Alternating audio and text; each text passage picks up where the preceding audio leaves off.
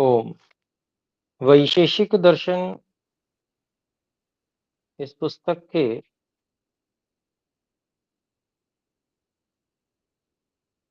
पंचम अध्याय के प्रथम आहनिक और द्वितीय आहनिक के चौथे सूत्र तक हम पढ़ चुके हैं। यहाँ तक यदि कोई बात पूछना चाहते हैं तो कृपया हस्तोत्थापन द्वारा सूचित कर सकते हैं।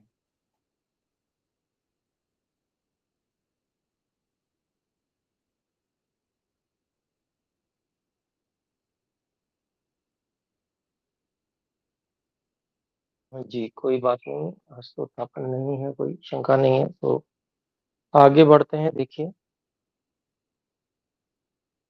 वायु नहीं, जल के विषय में बात चल रही थी, क्योंकि वो तरल होने के कारण से बहता है। ये बात आई थी चौथे सूत्र में।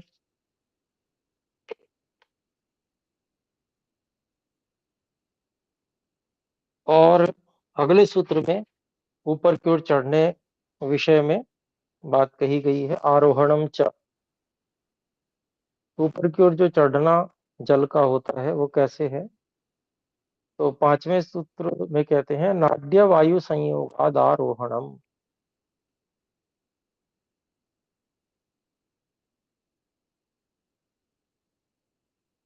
तो कहते हैं नाड़ियों, अर्थात जो पतली नलियां होती हैं वो नाड़ियां हैं, और सूर्य रश्मियों में होने वाले वायु के संयोग से जलों का ऊर्ध्व गमन रूप कर्म होता है।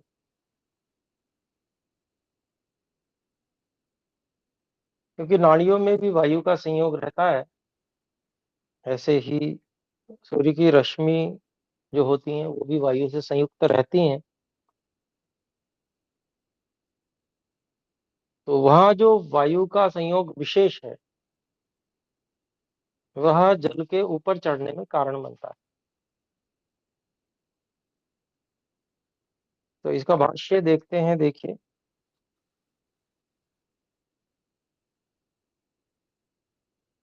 नाड्य नाड्य वायु संयोगात, इसको खोलते हैं। नाड्य खलु सूर्य रश्मय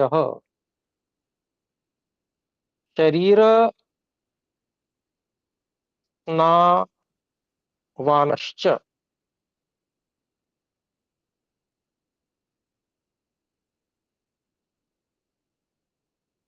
तत्र उभयत्र भवः नाड्यः।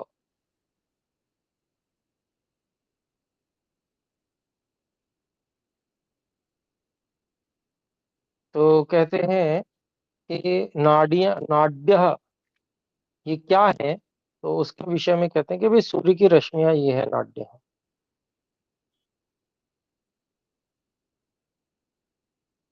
और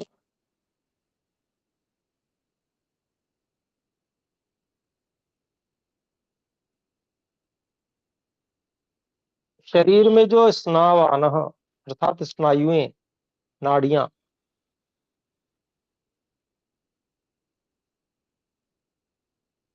वो भी तत्र उभयत्र भवः, वहां दोनों ही जगह होने वाली जो है वो है नाड्य, वो नाड़ियां हैं। तो सच वायु संयोग,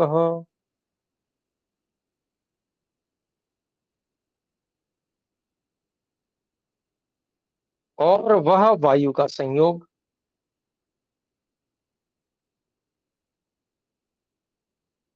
नाड़ीषु रश्मिषु स्नावसु भवो यो वायुना संयोगस तस्मात्। उसी बात को दूसरे शब्दों में कह रहे हैं। नाड़ियों में अर्थात रश्मियों में, स्नायुओं में होने वाला जो वायु से संयोग है, उस संयोग से, तस्मात्, अर्थात नाड़ियों में वायु के साथ में जल का जो होने वाला संयोग है, उस के कारण से, तस्मात् आरोहणम, आरोहणम ऊर्ध्व गमनम अपाम। ग्रीष्मे भवति, गर्मी की ऋतु में जलों का ऊपर की ओर चढ़ना होता है। और कहाँ कहाँ? तो खलु आकाशे अथ शरीरे, आकाश में जो सूर्य रश्मियों के साथ में जल ऊपर चढ़ता है, वो वायु के संयोग विशेष से चढ़ता है। ऐसे ही शरीर में जो नाड़ियां हैं, स्नायुएं हैं, उनमें भी जो जल रस ऊपर की ओर चढ़ता है। शरीरे रसो रूपेण सर्वदा, तो शरीर में रस रूप से हमेशा जो जल ऊपर की ओर चढ़ता है, वो वही नाड़ियों में जो उपस्थित जल के वायु के संयोग के साथ में, वायु के संयोग के कारण से चढ़ता है। तो आगे कहते हैं तत्रापो रसाः समवायी कारणम। अब इस विषय में कारण प्रक्रिया बता रहे हैं। तो जल में जो आपः अर्थात रसाः, अर्थात जो जल है और जो रस है, वे क्या है? समवायी कारण है, क्योंकि उन्हीं में चढ़ना रूप कर्म हो रहा है। फिर है नाड्य वायु संयोगो असमवायी कारणम। तो नाडी और वायु का जो संयोग है, नाडी और वायु का संयोग न कह के कहें नाडियों में उपस्थित जल से जो वायु का संयोग है, उसको इस रूप में कहेंगे नाड्य वायु संयोग। नाडियों में होने वाला जल के साथ वायु का जो संयोग है, तो ऐसा संयोग क्या है? वो असमवायी कारण है। और अपाम द्रवत्वम वायु नाड्य अपाम द्रवत्वम वायु नाड्य च उष्णत्व प्रधान निमित्त कारण। तो निमित्त कारण किस किस को बताया? जलों में जो द्रवत्व है, अर्थात जो तरलपन है, बहनापन है, और नाड़ी में होने वाला जो गर्म वायु है, उष्णत्व प्रधान वायु जो है, नाड़ियों में उपस्थित जो ऐसा उष्णत्व प्रधान गर्म वायु है, वो क्या है? निमित्त कारण है। नाड़ी अर्थात यहाँ सूर्य रश्मि लेंगे तो सूर्य रश्मियों में उपस्थित जो गर्म वायु है, वो निमित्त कारण बन रहा है जल के ऊपर की ओर उठने में। ऐसे ही शरीर में भी इस प्रकार का जो वायु का संयोग है नाड़ियों के अंदर, उसके कारण से यह जल जो है उसका ऊपर की ओर चढ़ना होता है। फिर और क्या कहते हैं? अन्यच्च आरोहणम यद लोके अपाम भवति। इसके अलावा भी जो संसार में पानी का ऊपर की ओर चढ़ना होता है, तत् वह छठा सूत्र है नोदना पीडनात् संयुक्त संयोगाच्च।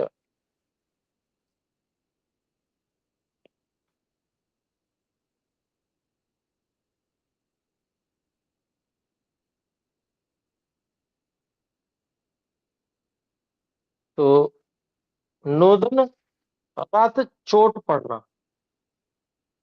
अपीडनात्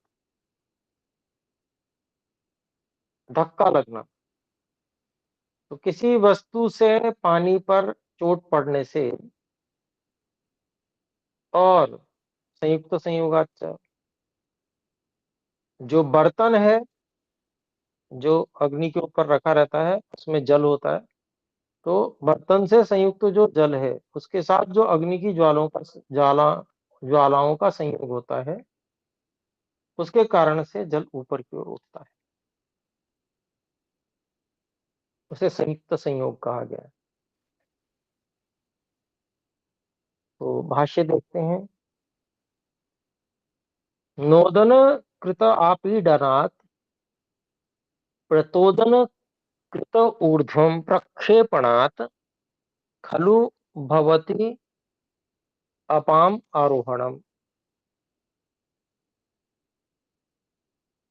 नोदन अर्थात वेग से, वेग के द्वारा किए गए आपीडन से, फेंकने से। आपीडन मतलब पीटना या उसको वेग देना या फेंकना। तो वेग से जो आपीडन किया जाता है, फेंका जाता है, उससे फिर दूसरा उसी को खोलते हैं। प्रतोदन कृत ऊर्ध्वम प्रक्षेपणा।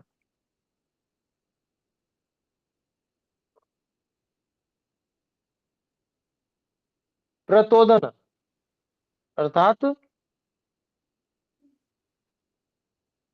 उस जल को बलपूर्वक ऊपर की ओर फेंकने से। ऊर्ध्वम प्रक्षेपण। खलु भवति अपाम आरोहणम। निश्चय से जलों का ऊपर की ओर जाना, ऊपर की ओर चढ़ना होता है। लोके प्रतोदन प्रहारात भूमिष्ठम कूपादिगतम च जलम ऊर्ध्वम उद्गच्छति। संसार में देखा जाता है कि प्रतोदन प्रहार से, अर्थात किसी प्रकार से उसको वेग प्रदान करके प्रहार के द्वारा भूमि पर उपस्थित और कुएं में जो नीचे जल होता है वह ऊर्ध्वम ऊपर की ओर उद्गच्छति, आ जाता है ऊपर की ओर। स्वतः स्वतः विद्युत यंत्र प्रयोगेण वा, या तो स्वयं आ जाता है या विद्युत यंत्र के प्रयोग के द्वारा आ जाता है। तो नीचे से क्या करते हैं, बल लगाते हैं किसी भी उससे, जैसे रहट होता है तो रहट में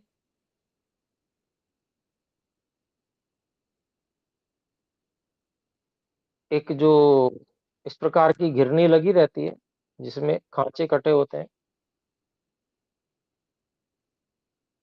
और उसमें इस प्रकार से उसको सेट किया जाता है कि एक जो चेन जैसी होती है जिसमें बहुत सारे डिब्बे लगे होते हैं, कि वो घूमने लगता है। तो डिब्बे नीचे जाते हैं और जल भर के फिर ऊपर आ जाता है, और उसकी व्यवस्था बनाई जाती है कि वो जल भर के जो ऊपर आया है वो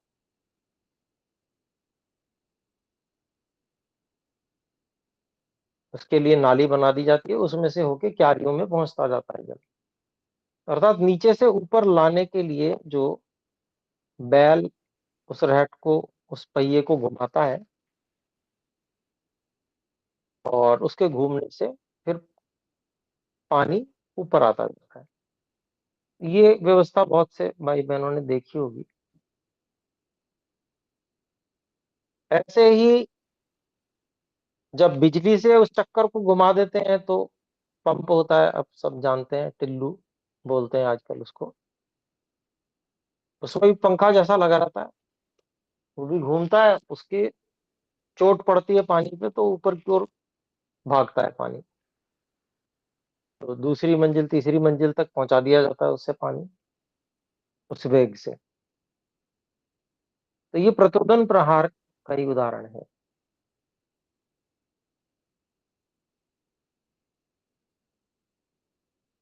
फिर आगे कहते हैं संयुक्त संयोगात। अच्छा, इसको खोलते हैं। अद्भिः सह संयुक्ता खलु ऊर्ध्व गमनशीला अग्निज्वाला स्थाली संयुक्तम जलम ऊर्ध्वम गमयन्ति। पानी के साथ में जो संयुक्त ऐसा ऊपर की ओर जो गमनशील अग्नि की ज्वालाएं हैं, जब वो ऊपर की ओर गमनशील जो अग्नि की ज्वालाएं हैं, जब वो बर्तन के साथ में संयुक्त होते हैं, स्थाली अर्थात बटलोई से संयुक्त होते हैं, तो वो जो बटलोई के अंदर पानी होता है, वो पानी ऊपर की ओर गमयंती, ऊपर की ओर ले जाते हैं। वो अग्नि की ज्वालाएं पानी को ऊपर की ओर ले जाती हैं, अर्थात वाष्पित कर देती हैं, वो ऊपर की ओर चले जाते हैं। एवं अद्भि सह यानी संयुक्तानि स्थाली पात्राणि, इस प्रकार से जलों के साथ में जो संयुक्त बटलोई बर्तन, तैह सह अग्निज्वाला नाम संयोगात, उनके साथ में अग्नि की ज्वालाओं का संयोग होने से तत्स्थम जलम बाष्पीभूयोद्गच्छति, तो वहां उपस्थित जो जल है वो वाष्प बनकर ऊपर की ओर चला जाता है। पूर्वस्मिन् उदाहरणे जलम समवायी कारणम, पहला वाला जो उदाहरण था उसमें जल समवायी कारण है, नोदन अपीडनम असमवायी कारणम, अर्थात नोदन आपीडन रूप जो संयोग लाठी का या पानी के पंखे का, कोई भी किसी भी चीज का जो पानी को ऊपर की ओर फेंक रही है, तो उसके संयोग से, उसके पानी के साथ में संयोग से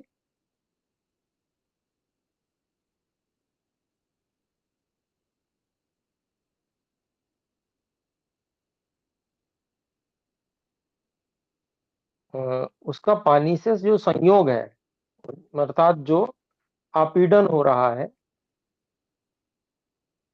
पानी को जो धक्का लग रहा है संयोग के द्वारा, यह जो है वो असमवायी कारण है।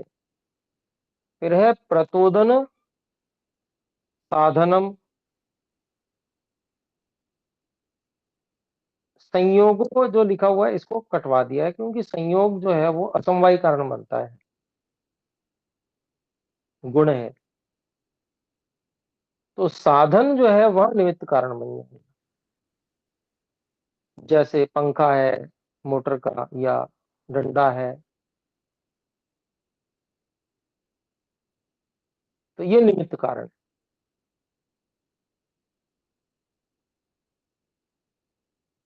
फिर उत्तरस्मिन उदाहरण है, बाद वाले उदाहरण में तो जलम समवायी कारण, पानी जो है वो समवायी कारण वहां भी है, संयुक्त तो संयोगो असमवायी कारण, अर्थात जल से संयुक्त बर्तन का अग्नि से संयोग होना, ये जो संयोग है ये असमवायी कारण है। और संयुक्ता अग्नि ज्वाला निमित्त कारण, और जो अग्नि की ज्वालाएं जो संयोग को प्राप्त हो रही हैं वो निमित्त कारण है। और फिर उसके बाद में स्वामी जी वही पहले जैसी बात लिखते हैं, अन्य भाष्यकारस्तु पूर्व सूत्र विषयस्य एव पृष्ठपेषणम अन्यथा कृतमस्ति, अन्य भाष्यकारों के द्वारा तो पूर्व सूत्र के विषय का ही पृष्ठपेषण, पृष्ठपेषण कहते हैं पिसे हुए को और पीसना, अब पिसा हुआ है तो उसको और क्या पीसना चाहिए, तो बाकियों ने तो पृष्ठपेषण ही बेकार में किया हुआ है, ये बात उन्होंने बताई है। तो अन्य भाष्यकारों ने सूत्र ठीक प्रकार से व्याख्यान नहीं किया। तो यहाँ पर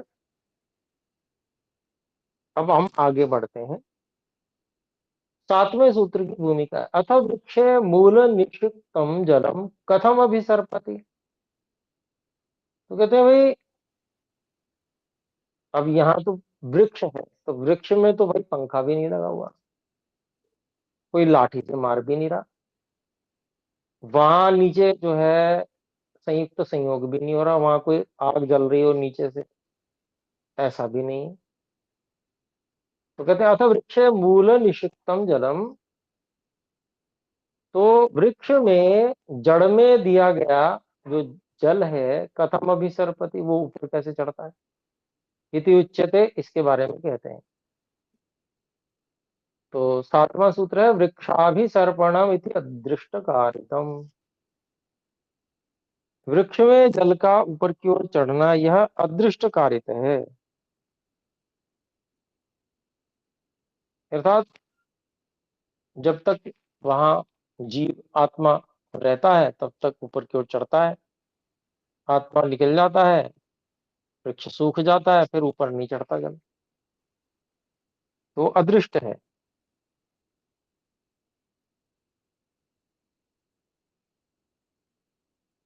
तो यहाँ पर देखते हैं वृक्षाभिसर्पणम इति, इसको खोलते हैं भाष्य में। मूले निषिक्तस्य जलस्य वृक्षस्य अभितः। मूल में सिंचित किए हुए जल का वृक्ष के सभी ओर, सर्व शाखा पत्र पुष्प फलेषु, सभी शाखाओं में, पत्तों में, पुष्पों में, फूलों में और फलों में, सर्व भागेषु ऊर्ध्व पर्यंतेषु, सभी भागों में और सबसे ऊपर तक, सर्वत्र प्रसरणादिकम कर्म, सभी जगह फैलना रूपी जो कर्म है, अदृष्टकारितम को बोलते हैं। तज्जीवन हेतु भूताकर्षण रूप अदृष्ट नैजिक शक्ति कारितम भवति। तो वह जो कार्य है वह जीवन का जो कारण बना हुआ, जीवन हेतु भूत आकर्षण रूप अदृष्ट, जो उसको जल को खींचने रूप जो अदृष्ट शक्ति है, अर्थात नैजिक शक्ति है।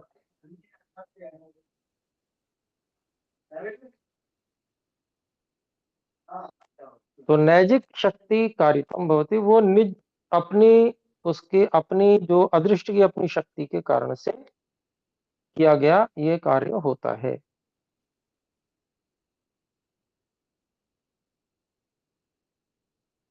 तो आइए आगे देखते हैं, 8वां सूत्र है।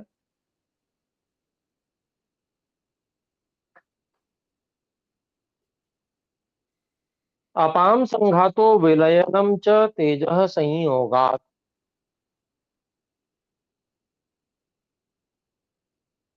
तो जल जो है वो बर्फ भी बन जाती है और फिर घुल घुल भी जाती है। तो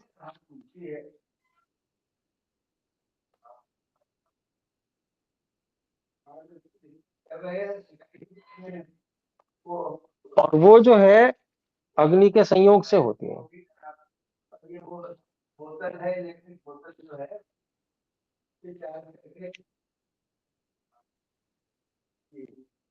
तो अपाम संघातो विलयनम च तेज संयोग, तेज अर्थात अग्नि के संयोग से यह, अर्थात अग्नि का संयोग विशेष कहेंगे उसे।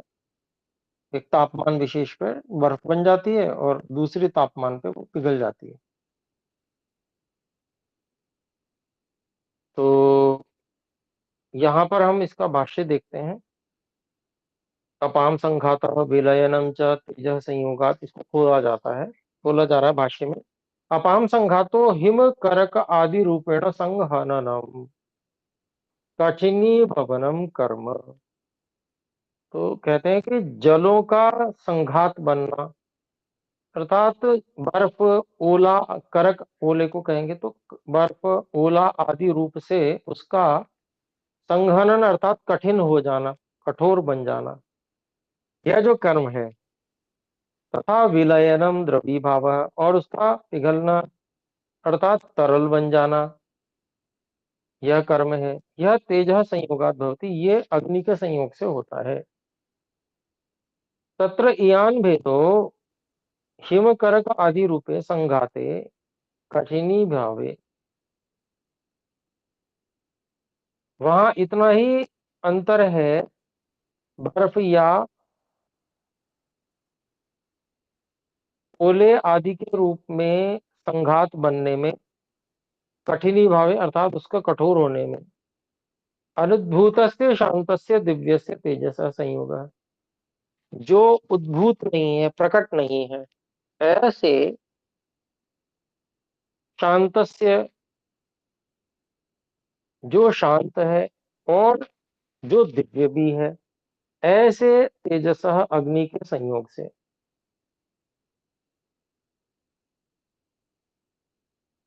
और कहते हैं एकात्म संस्पर्श कारणम।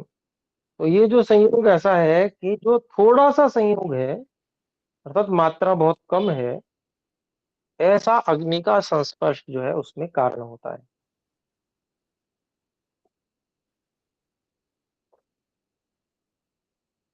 फिर कहते हैं विलयने द्रवी भावे तो उद्भूतस्य तापवतः पार्थिव तेजसः संयोगः संस्पर्शः कारणम। पिघल जाने में, विलयने अर्थात तरल हो जाने में, द्रवी भावे तो तू उद्भूतस्य अर्थात प्रकट, तापवतः जिसमें ताप है, गर्मी है, ऐसे पार्थिव तेजसः संयोगः जो पार्थिव तत्वों से अग्नि उत्पन्न होती है, उस प्रकार के प्रकट अग्नि के, या प्रकट या अप्रकट कह ले, लेकिन वो उसमें स्पष्ट ताप दिखता है, समझ में आता है, गर्मी लगती है उससे, उसके संयोग से या संस्पर्श से, उसके संस्पर्श से यह प्रविभाव होता है, अर्थात वो जो इस प्रकार का संस्पर्श है पार्थिव तेज का, वो उसमें कारण। उभयत्र आपः समवायी कारण, दोनों ही स्थानों पे जल जो है वो समवायी कारण है। तेज संयोगो असमवायी कारण, अग्नि का संयोग विशेष जो है वो असमवायी कारण है। तेजस्तु निमित्त कारण और अग्नि जो है वह निमित्त कारण है। तो ये बात जो है सभी जो थोड़ा इस विषय में जानते हैं, तो सभी को, चाहे वो माइनस में भी क्यों ना हो, उसको भी तापमान ही कहा जाता है।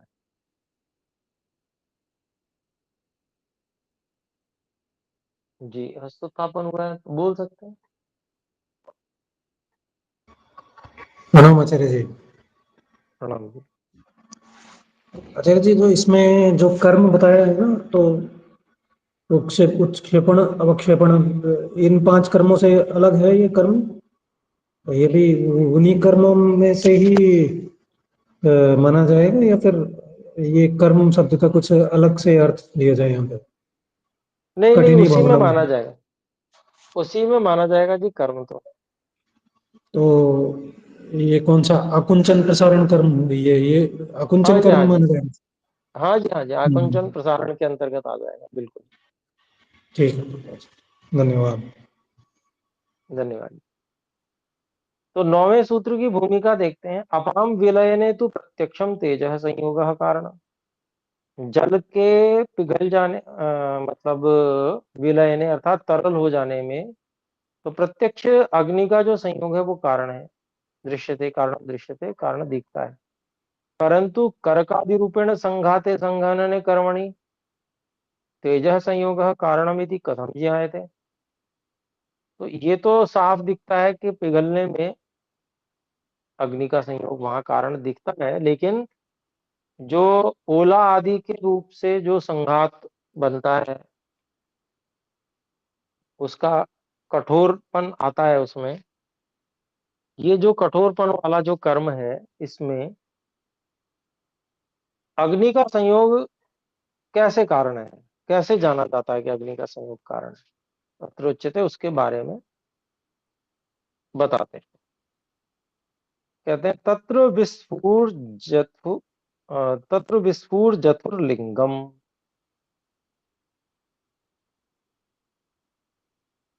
तो इस प्रकार से जो कठिनता आती है, कठिनाई अर्थात जो कठोरता आती है जल में, उसमें जैसे ओले गिरते हैं तो उस समय जो बिजली चमकती है,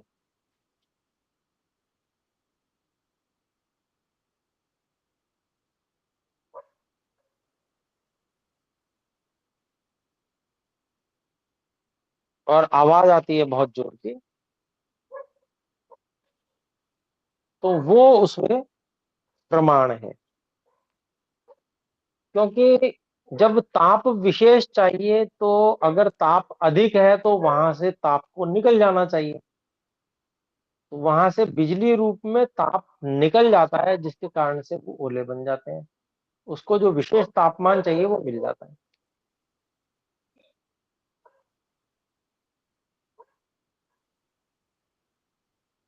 तापमान अधिक था, वहां से बिजली बाहर निकल गई।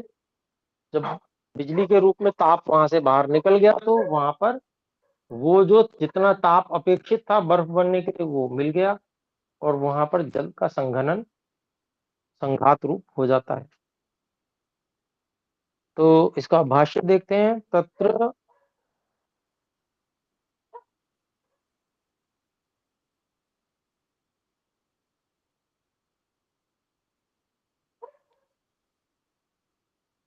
तत्र दिव्यासु अप्सु दिव्य तेज संयोगे वृष्टि प्रतिबंधक रूपेण।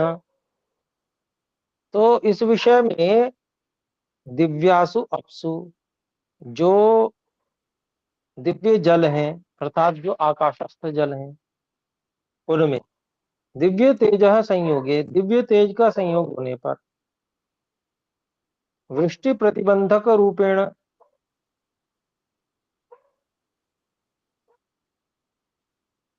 वर्षा को रोक देने के रूप से,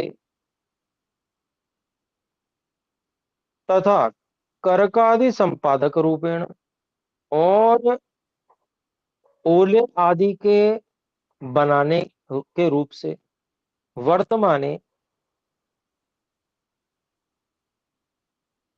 अर्थात उपस्थित, विस्फुट विस्फुर जतुर वज्र निर्घोषो लिंगम अस्ति, अर्थात इस रूप से जो विद्यमान है, उसके ऐसे विद्यमान होने में कर्क आदि संपादक रूपेण रूपेण अर्थात ओले आदि के बनाने के रूप से जो वर्तमान है, ऐसे ऐसे वर्तमान होने पर विस्फुर जथुर, उसको बोलते हैं वज्र निर्घोष, अर्थात बिजली की जो कड़कड़ाहट है,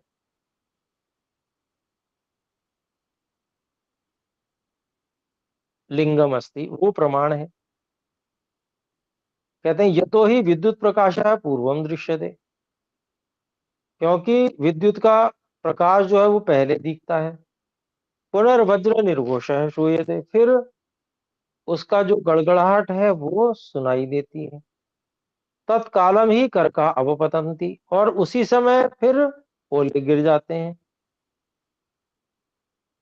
तद अंतर्हितम तेजो बहिर्निसरण अनंतरम, उसके अंदर जो अधिक मात्रा में तेज था, अग्नि थी, उसके बाहर निकल जाने के बाद में करक विच्छिन्नत्वम संपद्यते,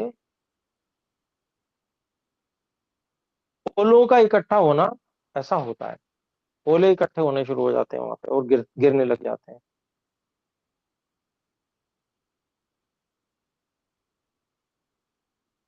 तो इस प्रकार से ये इस बात के लिए प्रमाण बताया गया है।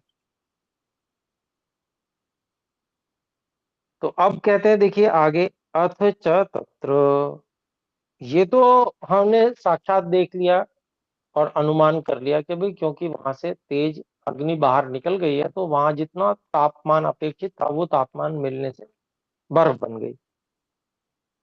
तो ये तो हमारा अनुमान प्रमाण हो गया, लेकिन उसमें शब्द प्रमाण भी है। तो कहते हैं अथ च तत्र, और उसमें वैदिकम च, वैदिक प्रमाण भी है। तो वेद में भी उसके बारे में बताया गया है, ये बता रहे हैं। तो देखिए यहाँ पर भाष्य में वैदिकम च, वैदिकम वै वेदोक्तम वचनम च प्रमाणम अस्ति, उसमें वेद में कहा गया जो वचन है वो भी प्रमाण है। तो यजुर्वेद के 12वें अध्याय का 37वां मंत्र है, उसका एक भाग है। ओम अग्ने गर्भो अपामसि, हे अग्नि, तुम जलों का गर्भ हो, अर्थात तुम जलों के बीच में गर्भ में रहते हो। और आपस्ता अग्निम गर्भम आदधीरन, ये कहीं का वाक्य, ब्राह्मण आदि ग्रंथों का कहीं का लिया है, पता नहीं दिया है। तो जल जो है, ता अग्निम, उस अग्नि को गर्भम आदधीरन, अपने गर्भ में धारण उन्होंने किया। तो इसका मतलब क्या है कि जल में अग्नि का निवास है, जल में अग्नि भी है। तो उसकी मात्रा कम ज्यादा हो जाने से उसमें तरलता या कठोरता बन जाती है।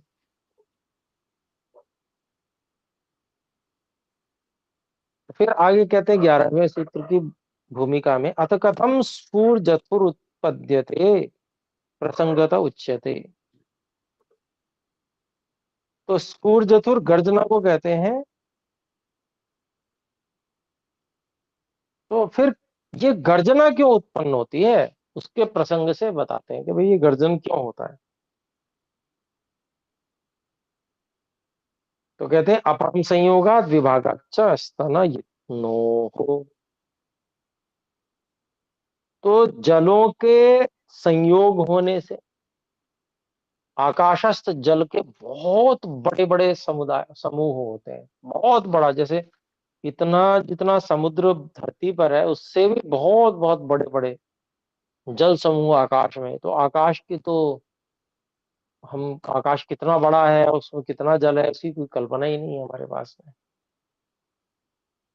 ऐसे बहुत बड़े बड़े जल के समुद्र जब टकराते हैं आपस में, तो जब छोटे छोटे दो पत्थरों को हम टकराते तो उसमें से चिंगारी निकलती है, और समझ लीजिए जो बड़े बड़े समुद्र टकराएंगे तो कितनी बड़ी चिंगारियां निकलेंगी। बस वही है विद्युत। तो आपस में टकराने से और विभागात, और बादलों के टूटने से भी। अब वो टूटते किस कारण से वो अलग विषय है, लेकिन जब बादल टूटते हैं आप, तब भी वहां पर से मतलब बिजली उत्पन्न होती है, और उस बिजली की ये गड़गड़ाहट है। या यूं कह लें कि दो आकाशस्थ समुद्रों के टकराने से भयंकर आवाज होती है, या बादलों के टूटने से भयंकर आवाज होती है। छोटी छोटी चीजें टकराती हैं तो ही आवाज होती है। जो धरती पर है, धरती तो इतनी छोटी सी है बेचारी, बिंदु भी नहीं है आकाश में धरती तो।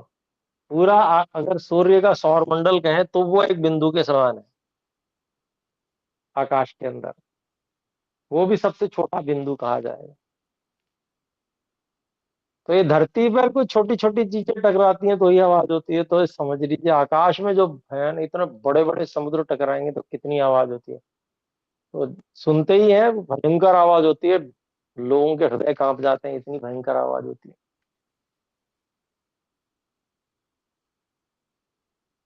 तो वही बात यहाँ पर कही है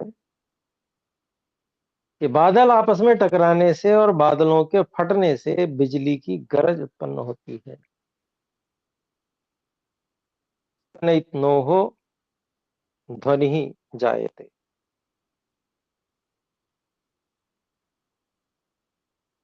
तो इसका भाष्य देखते हैं। अत्र अपाम संघातो विलयनम च तेज संयोगात। तो इस विषय में जलों का संघात बनना, बर्फ बनना, या विलयनम, या तरल बन जाना, ये तेज संयोगात, वो अग्नि के संयोग से होता है। इति सूत्रतः, इस सूत्र से तेज अनुकृष्यते, वहां से तेज की अनुवृत्ति ले लेते हैं, क्योंकि उसी का प्रकरण ही चल रहा है। तच्च,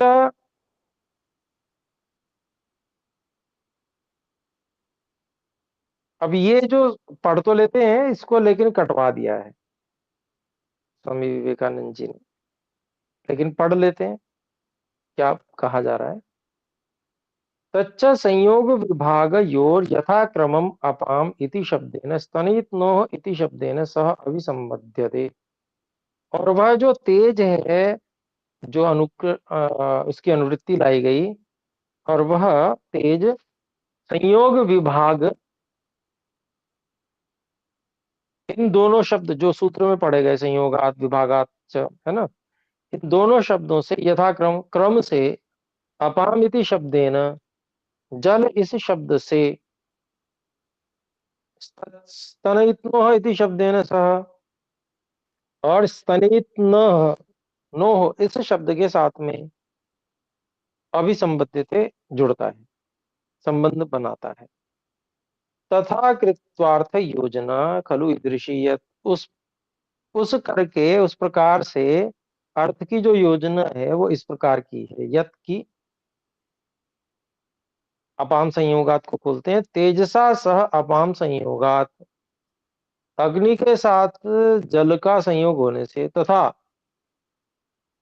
स्तनयित्नोः विभागात च, स्तनयित्नोः अर्थात मेघात तेजसो विभागात, स्तनित्नोः यहाँ पर बादलों को कहा है, तो बादलों से अग्नि का विभाग हो जाने से, विभजनात् भवति स्फुरजथुर अर्थात गर्जनम, इसके कारण से गर्जन होता है।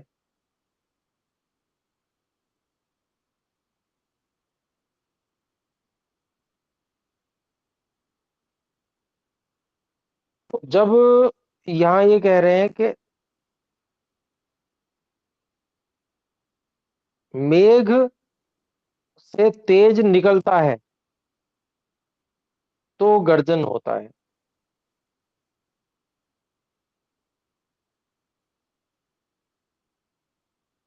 तो यहाँ पर जो संयोग है, तेज के साथ में जल का संयोग होने से एक बात कही गई, तो अग्नि के साथ में जल का संयोग कैसे होगा, अग्नि कहां से आएगी,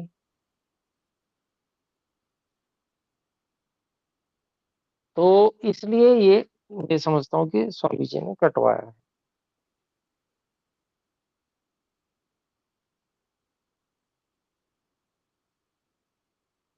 और आकाश में बादल तो टकराते ही हैं, उनके टकराने से तो निश्चित रूप से बिजली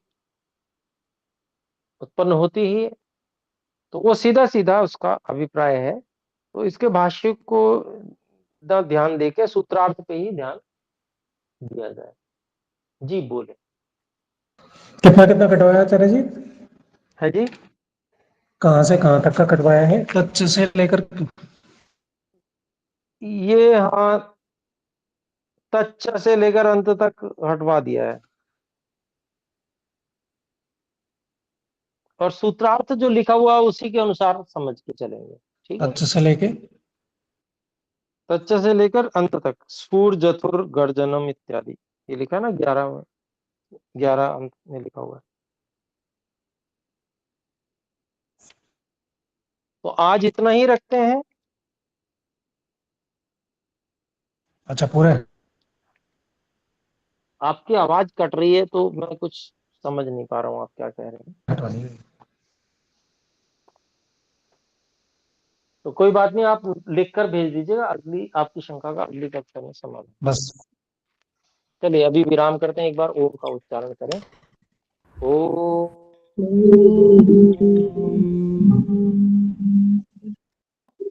सर्वेभ्यो नमः, सभी को सादर नमस्ते। नमस्ते गुरुजी।